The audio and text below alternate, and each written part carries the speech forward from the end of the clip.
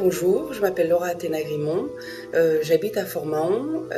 Mon atelier se trouve aussi à Fort-Mahon, au 76 rue Blaise Pascal, dans une maison qui date de 1896.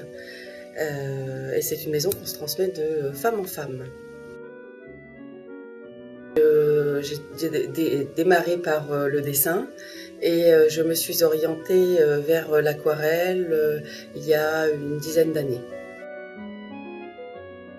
Je travaille l'aquarelle d'une certaine façon, pas d'une façon standard comme en France on peut l'observer.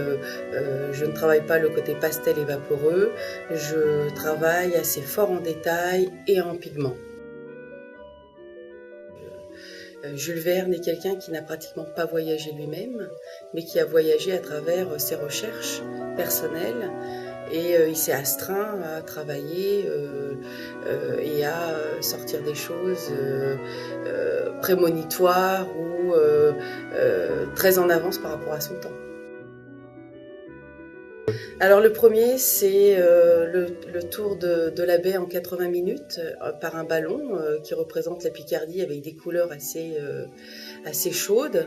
Et puis pour aussi promouvoir le côté baie d'Authie, on a quelque chose d'exceptionnel. On a des lumières, on a les Molières, on a une luminosité, on a quelque chose de sauvage et de beau à respecter.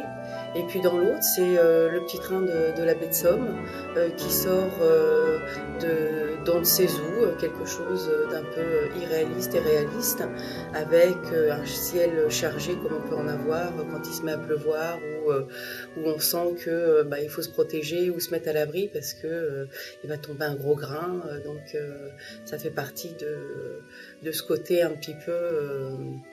oui, c'est personnel au niveau des couleurs aussi, au niveau des pigments, de bien montrer aussi ce qu'on peut faire avec l'aquarelle, quoi. C'est en fonction des années, en fonction des anniversaires, mais il y a aussi une chose qui peut être intéressante, comme on avait fait au niveau de Manessier, c'est un petit retour en arrière sur tout ce qui est les métiers d'autrefois.